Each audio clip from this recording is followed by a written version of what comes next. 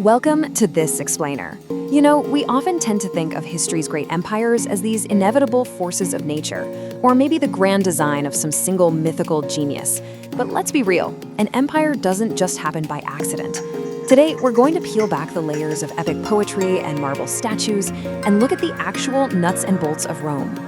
We're talking about a highly calculated, meticulously engineered system of politics, infrastructure, and war that literally turned catastrophic, world-ending defeats into the fuel for a 1,000-year reign. So here is our roadmap for today. We're breaking this down into 5 parts. 1, the impossible empire. 2, the invincible machine. 3, the ultimate stress test. 4, when the system broke. And finally, 5, Rome's enduring legacy. Let's jump right in. All right, part 1, the impossible empire, going from a muddy village to a global superpower. To really appreciate the genius of the Roman system, you've got to wipe your mind of all those images of grand, glittering marble cities. Picture this instead, a cluster of muddy farming huts on a few hills, completely overshadowed by ancient heavyweights like Greece, Egypt, and Persia. Rome was, for all intents and purposes, the ultimate underdog. Which begs the obvious question, right? How on earth did a muddy backwater town actually conquer the known worlds? Now, the Romans themselves absolutely loved their founding myths. You know, Romulus and Remus, raised by a she-wolf, destiny calling, all that good stuff. But the archaeological reality, it's way more pragmatic. These small hilltop settlements just looked around and realized, hey, we're a lot stronger if we stick together. It was a union born entirely out of practical defense necessity, not some divine miracle. But the sheer scale of what that gritty practicality achieved, it is genuinely hard to wrap your head around. At its absolute peak, this empire covered a staggering 5 million square kilometers. We're talking about a system that managed up to 60 million people. To put that into perspective, that was roughly a quarter of the entire global population at the time. All of it tied together by 50,000 miles of paved roads, connecting massive cities with running water. You definitely don't go from mud huts to that level of infrastructure by sheer luck. So how did they do it?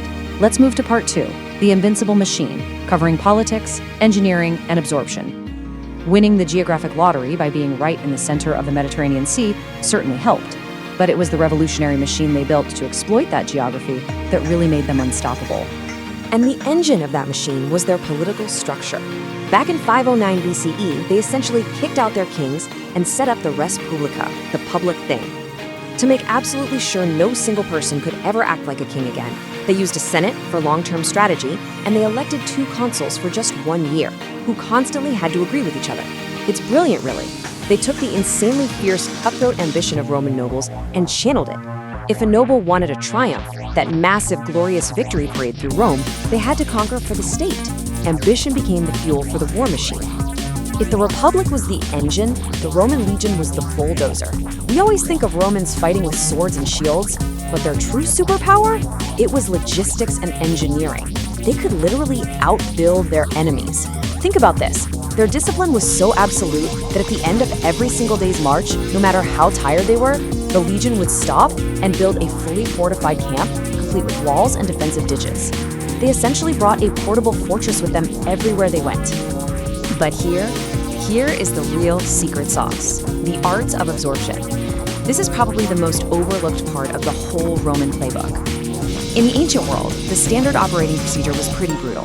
Defeat your enemy and then either completely wipe them out or enslave everyone. Rome, however, did something totally revolutionary. They offered defeated enemies a path to integration, treaties, alliances, sometimes even full-blown Roman citizenship. And this created a self-reinforcing loop that was essentially a cheat code for ancient warfare. Step 1, defeat the enemy. Step 2, integrate them as allies. Step 3, require them to provide troops for your army. Step 4, use that massive new army to expand even further. It meant Rome had a practically bottomless well of manpower. With every single war they fought, their army didn't get depleted, it actually got bigger. Of course, every machine eventually hits its breaking point. Part 3, the ultimate stress test. Let's talk about Hannibal and the Punic Wars. Across the sea sat Carthage, a massive maritime empire, and they had a military prodigy named Hannibal Barca. In 218 BCE, Hannibal pulled off the unthinkable, marching a massive army, complete with actual war elephants, all the way from Spain, over the freezing Alps, and right down into Rome's backyard in Italy. This was the moment the whole Roman system faced total annihilation. At At the Battle of Cannae in 216 BCE, Hannibal pulled off a masterclass in tactics, a flawless double envelopment, and just absolutely slaughtered the Roman army. We're talking 70,000 casualties in a single afternoon. 70,000!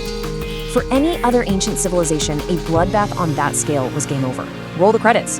The road to the city of Rome was wide open. So what does Rome do while staring into the abyss? Nothing short of double down. They didn't negotiate, they didn't ransom their prisoners, they just got angry. Their greatest weapon was this terrifying, stubborn resilience. They lowered property requirements to get more men, they even armed volunteers from enslaved populations, and they just ground Hannibal down in a war of attrition.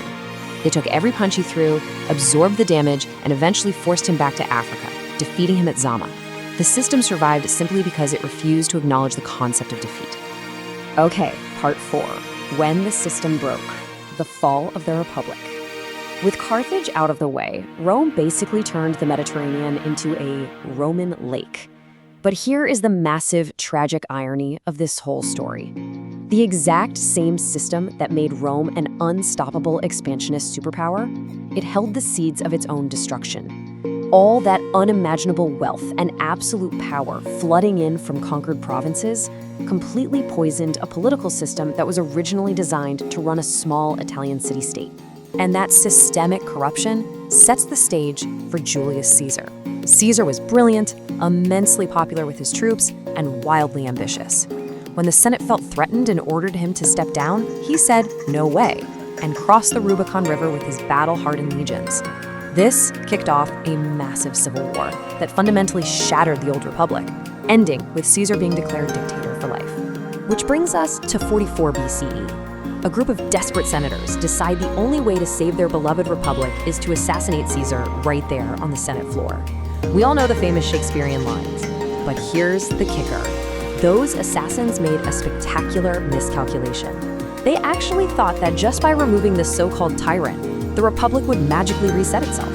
They killed the man, completely oblivious to the fact that the operating system itself was already fatally corrupted. Out of the chaos of the civil wars that followed, Caesar's adopted heir, Augustus, emerges as a sole survivor. And Augustus pulls off an absolute political masterstroke. He knew Romans despised the word king, so he just didn't use it. He kept the Senate, kept the consuls, kept all the window dressing of the Republic. But privately, he held absolute monarchical control over the military. He essentially patched the broken system, successfully adapting it to run a massive empire, and kicked off the Pax Romana, 2 solid centuries of unprecedented stability. When you zoom out and look at this entire machine, it's awe-inspiring. It was never just one magic trick. It was the flawless synergy of their military engineering, their absolute superpower of absorbing former enemies to generate endless manpower, their political flexibility to evolve from a republic to an empire, their incredible infrastructure, and most importantly, a cultural DNA that viewed catastrophic failure not as an excuse to quit, but as a mandate to rebuild even stronger. Which brings us to our final stop, Part 5, Rome's Enduring Legacy. Because, as we know, the universe has a strict rule. Nothing lasts forever. By 476 CE, the western half of the empire had finally fragmented. And it wasn't some huge dramatic explosion either. It was just a long, agonizingly slow dissolution. The administrative weight got too heavy, the economy strained, and the pressure from outside borders just never let up. But did the Roman machine actually die? Not really. The hardware might have crumbled, but the software is still running everywhere. It's the foundation of the modern world. It's literally echoing in the Romance languages millions of us speak today. It's the bedrock of Western law, contracts, property rights. It's the calendar hanging on your wall, the grid layout of your city, and the very concepts of a republic and a senate. We are all, quite literally, living in the world that Rome engineered. So, I'll leave you with this final thought to chew on. Looking back at this colossal, ancient world-building machine, the politics, the engineering, that sheer, terrifying resilience, which specific gear in that system do you think was the most brilliant? And more importantly, where do you still see it operating in our society today? Thanks so much for diving into this explainer with me. Keep analyzing, keep asking questions, and I'll see you in the next one.